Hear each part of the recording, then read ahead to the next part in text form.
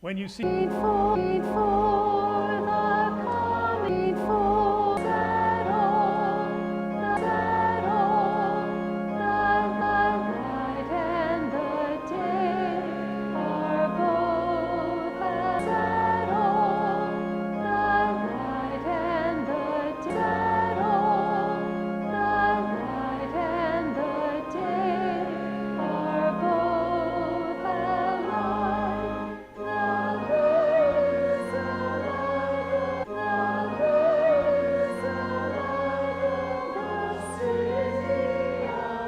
each other, which was about 9 to 10 years ago.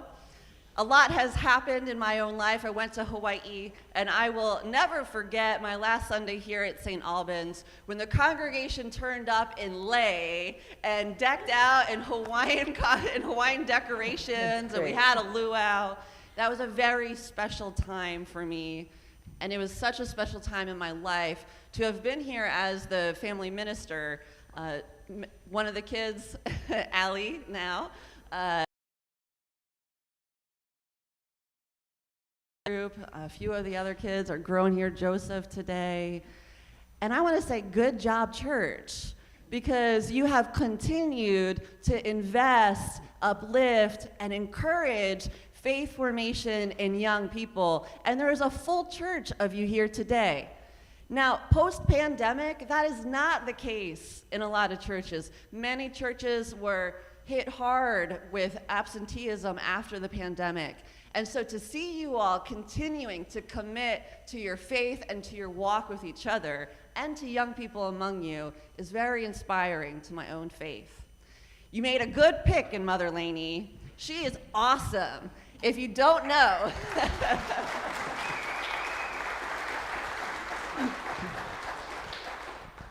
Mother Laney got tossed in at Chapel Rock this summer.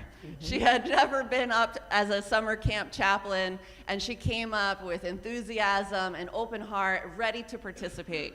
She played, she sang, she preached, she made relationships, and she fit right in instantly.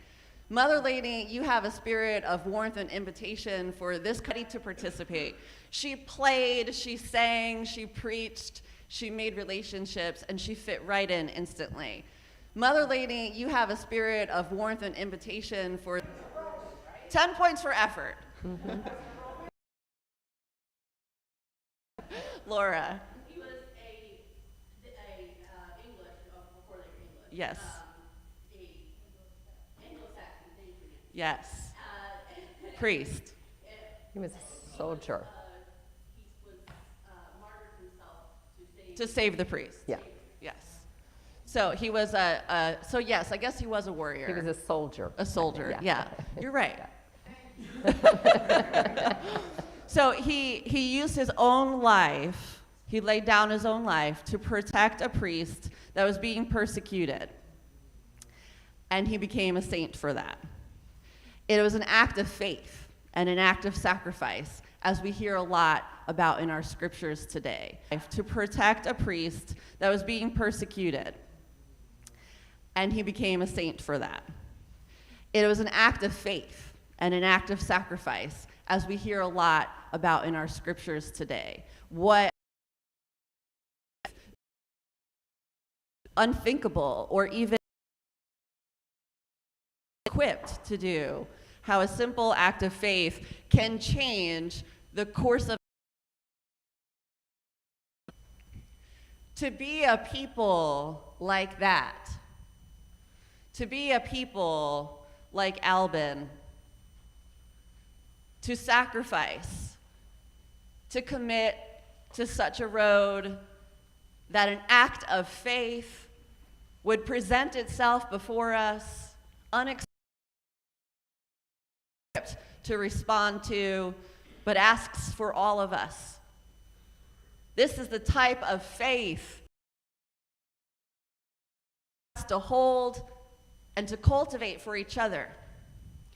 It is no simple ask. It is a heavy lift, especially as the psalm in the Message translation said, "The world is unglued." Yes. It's coming unglued. We don't know what to do. That resonates with me. Yeah.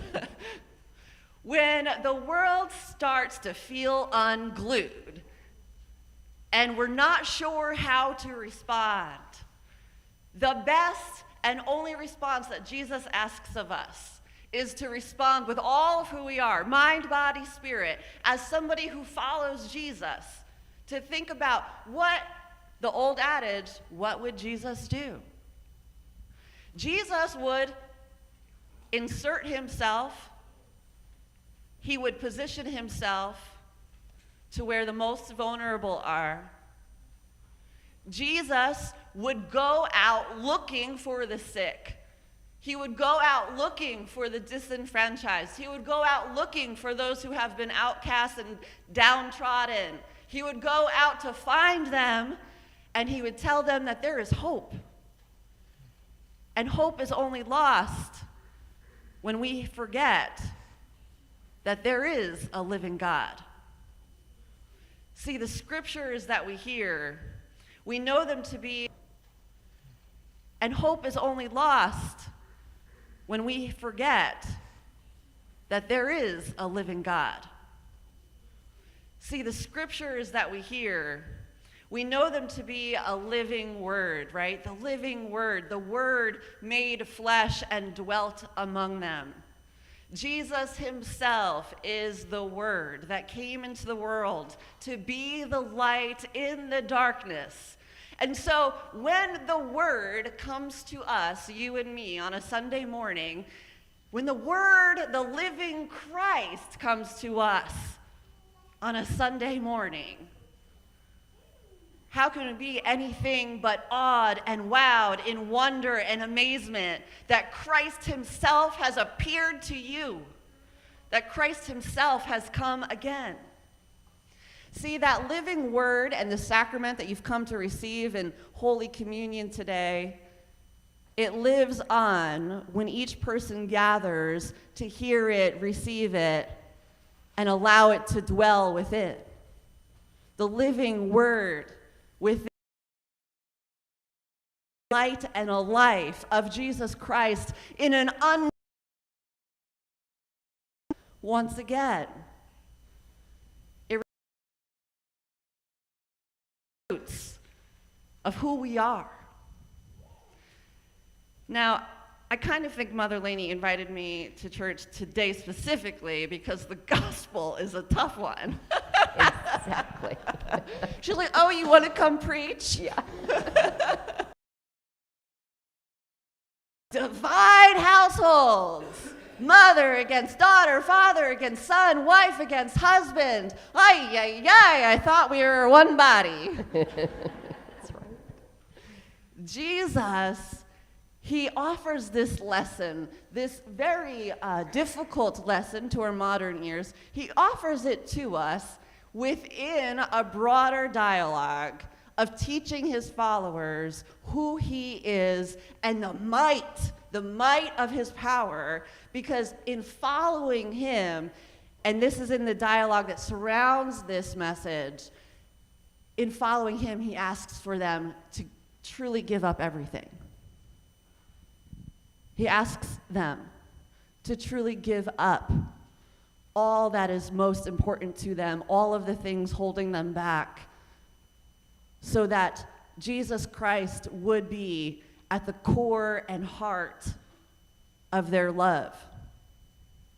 Because around this teaching in the scripture, somebody came to him and they said, I really want to follow you, but first let me go home and pack my bags and take care of things. And he was like, no, that's not how this Christian walk works. And so he starts teaching a series of conversations with them about what it looks like. That's not how this Christian walk works.